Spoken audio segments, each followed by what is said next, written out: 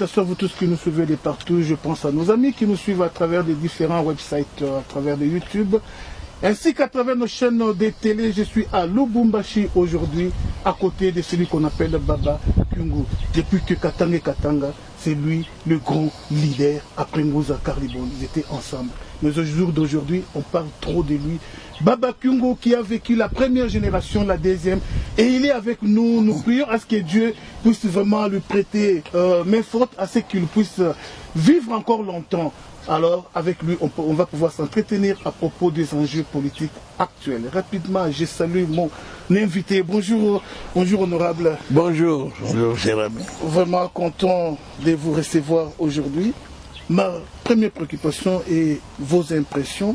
Les jours où vous avez appris Félix Tshisekedi comme président de la République. On croyait un rêve.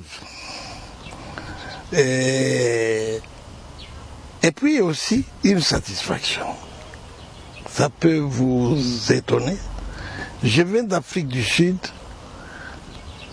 J'apprends que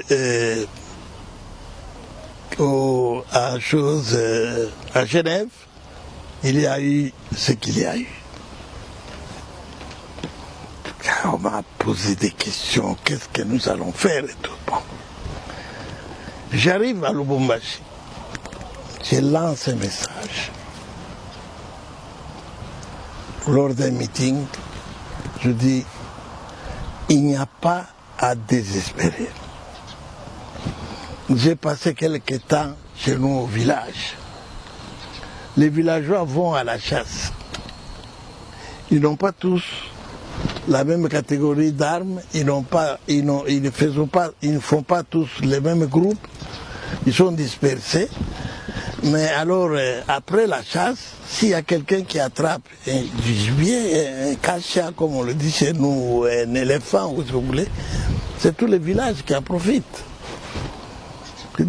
Nous sommes là, il y a le camp de Félix et Caméré, et puis il y a le camp de Moïse avec les autres.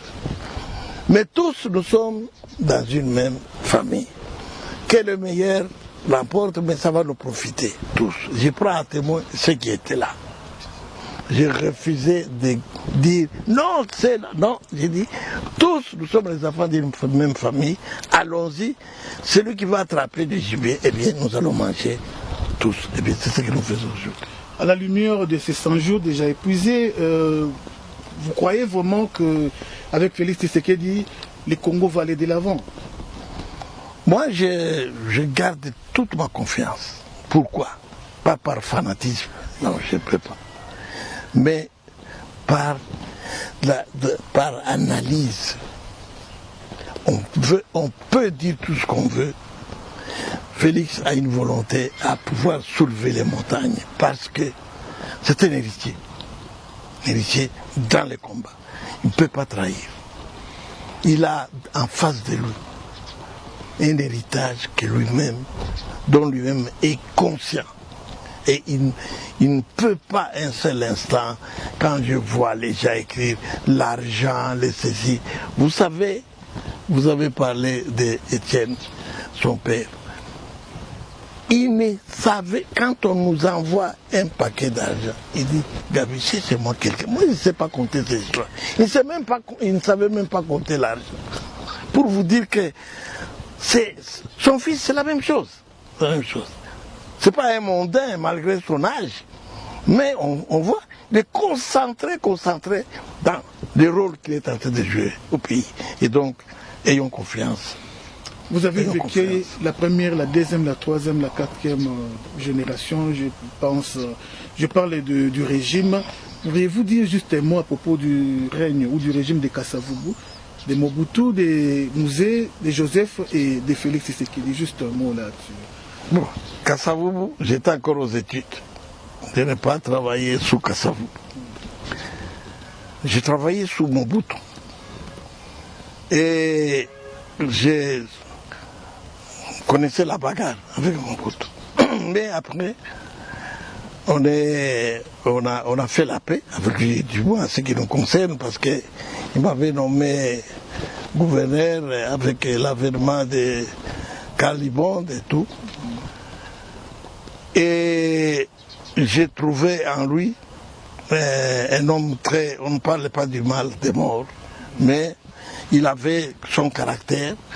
C'était un militaire, hein, c'était vraiment un dictateur tourné. C'était un militaire.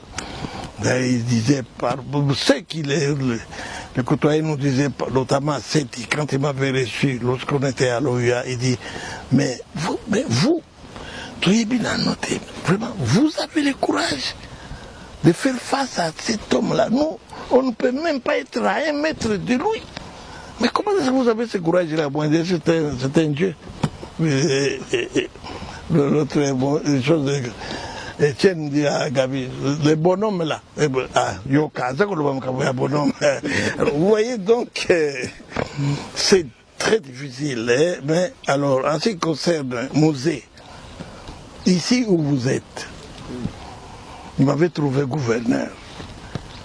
Et, soit dit en passant, c'est un frère de village. Et nous avons vécu ensemble, on était les enfants de même village dans Koro et tout. Quand il est venu comme chef de l'État ici, il m'avait trouvé gouverneur, j'avais tout fait. Comme j'ai vu d'ailleurs mon frère Etienne avec enthousiasme, il avait voulu aller l'accueillir et lui dire de se séparer un peu avec ses compagnons qui nous avaient amenés. Alors, donc même moi ici, j'avais au moins 300 Rwandais ici, des militaires qui étaient entrés ici, qui me gardaient ici pendant 6 mois. J'étais envahi ici pendant 6 mois. Et c'était aussi un peu, quelque part, c'était un dictateur. Et maintenant, l'opinion doit savoir que, nous revenons à ça. Si notre frère là qui parle, les Girnes et tout ça, s'il était au pouvoir, je crois que nous allions connaître encore Mobutu ici. J'ai l'impression. Dieu nous a gardé beaucoup de choses. Je vois, nous allions connaître encore. Enfin, je n'ai rien dit. Alors, c'est ça. Et maintenant, avec Félix, je suis en train de vivre toutes les réunions qu'on faisait. Quelle est l'image que nous voulons? Quel est l'homme que nous souhaitons être à la tête du pays? Et c'est ça que je sens. Je dis, est-ce qu'on les laisse tranquilles? Parce que nous sommes, maintenant, nous qui étions en prison, nous connaissons le prix de liberté. Cet homme nous laisse le monde, tout le monde libre. Ceux qui n'ont pas souffert sous Joseph Kabila, ils peuvent se donner, se permettre le luxe de critiquer Félix. Mais ceux qui ont souffert comme nous, Joseph Kabila m'a mis ici 3 ans. Les militaires, ça ne disait pas son nom. Quand vous sortez, vous trouvez des militaires, vous dites, est-ce que je suis en résidence surveillée, donnez-moi un papier. Ah, chef, non, on nous a dit de venir rester. Vous restez avec des militaires nuit et jour, en train de se droguer dehors là. Il y en a qui prenaient du Lutuku, là-bas dehors. Donc quelqu'un pouvait entrer, si vous arrivez, vous allez voir, le portail là-bas dehors, c'est brûlé. Ce sont les militaires qui avaient fait ça. Pendant 3 ans. Son père m'avait enfermé. Cette fois-là, les militaires étaient à l'intérieur. Ils vivaient avec moi à l'intérieur pendant 6 mois. Alors, il n'y avait plus rien qui m'appartenait ici. Tout leur appartenait, les casseroles de ma maison, les assiettes, ils prenaient tout. Alors, voilà l'autre côté. Et je crois... Encore une autre dictature. Une dictature sanguinaire. Parce que, écoutez, Moïse l'a dit hier, il a raison. Et ce qui s'est passé au Kasaï, ce qui se passe encore à l'Est. Mais ici au Katanga, on disait que c'est chez lui. Mais nous, qu'est-ce que nous pouvions dire? il y a par exemple l'INAFEC, mon parti politique, j'ai perdu plus de 15 jeunes qui sont morts devant moi. Ils sont morts. Des jeunes qui ont laissé des petits-enfants comme ça. Ici. Alors, lui-même, Félix lui-même, il vient, il descend, il dit, je vais chez Baba. Je l'ai reçu ici. Nous sommes restés jusqu'à tard, à 20h, il fallait lui permettre d'aller se reposer à l'hôtel. On allait nous tuer, moi et lui, à la sortie. À la sortie.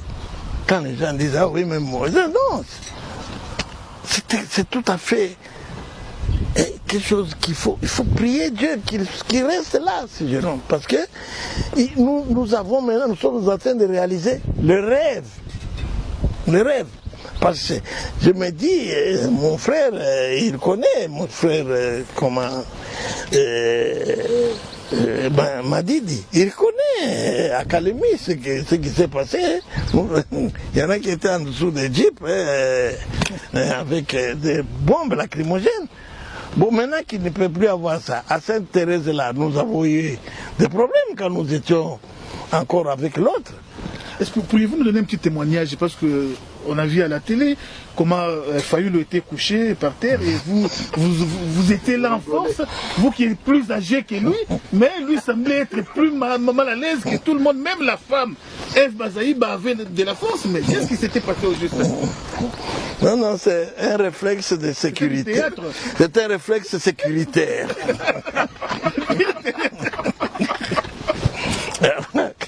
Je voulais vous dire. C'est quand on est en train de sourire. Quand on est au front, c'est comme ça. Nous, on prend les choses comme elles sont. Ici, c'était mis un peu à l'abri. Et au jour d'aujourd'hui, dans les temps, avec l'avènement de Genève, Fayulu était plus sous vos ordres. Mais j'ai comme l'impression que vous ne parvenez plus à le gérer. Comme si il évolue seul. Il ne tient plus compte de tous les accords de Genève. Je ne sais pas si la Mouka existe encore. Écoutez, allez poser la question à ceux qui sont dans la Mouka. Moi, je me suis réveillé depuis longtemps. Moi, je ne me pose plus ces problèmes-là, qui ont besoin d'être réveillés. Mais moi, je me suis déjà réveillé là, il y a longtemps. Il est là. Ok, merci vraiment Baba Kyungu. Si comme on le dit à Lingala, qu'est-ce que vous avez fait comme acte que vous pourriez jusqu'aujourd'hui vous regretter, les actes que vous avez à commettre dans votre carrière politique? Et ceux qui me brouiller avec mes frères à cause de la politique. Quel frère? Grave erreur de ma vie. Parce que Etienne m'avait dit ça un jour, ça s'est arrivé à Lulambourg.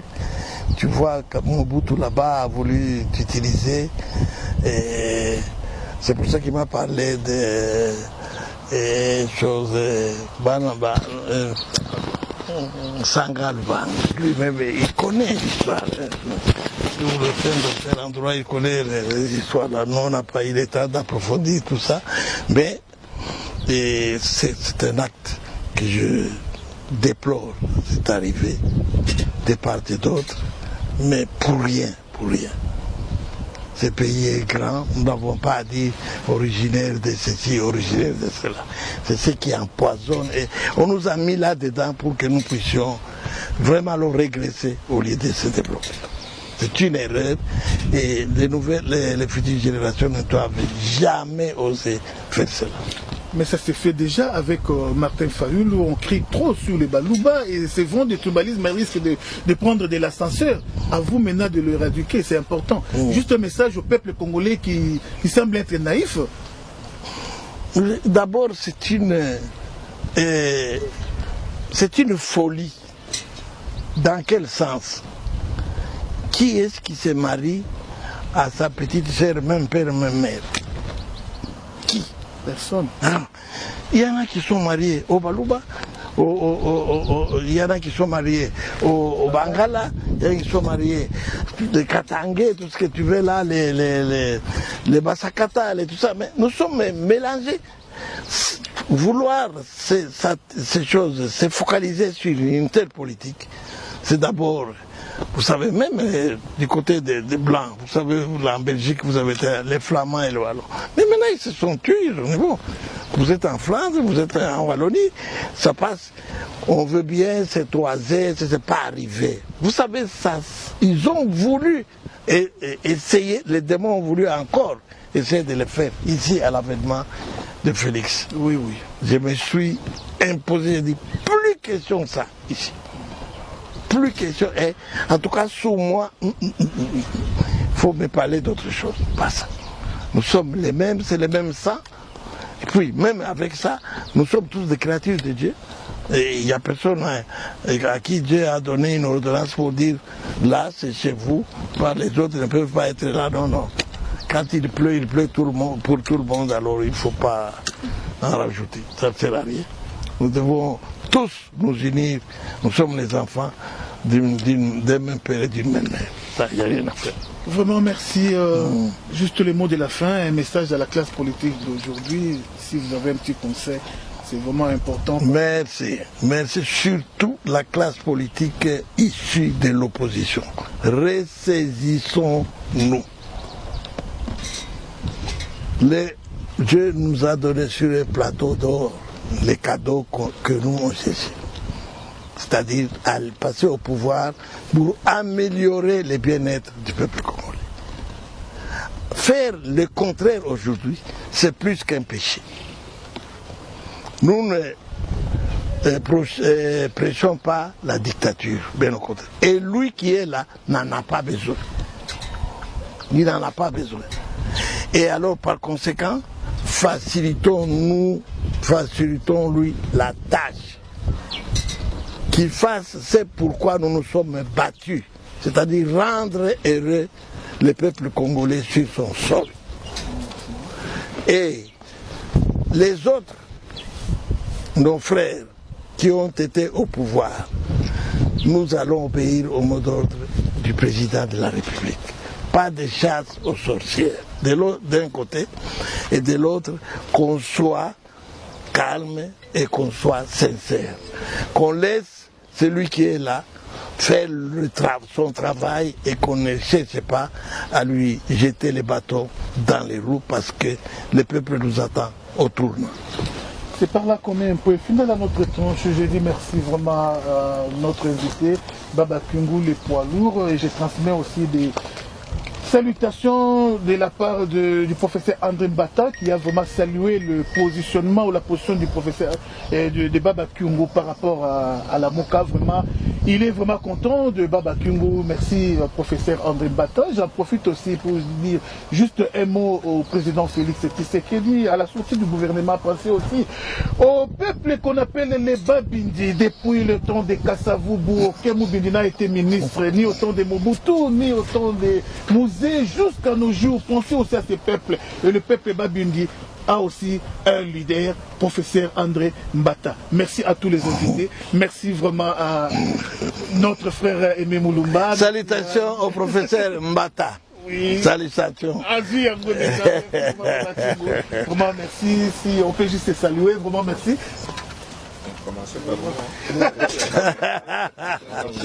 Sans caméra. Merci Aimé Moulumba, la famille présidentielle. Merci vraiment. Merci beaucoup, merci. Et à notre Baba Kyungu, merci. Encore. Merci beaucoup. Ok, merci.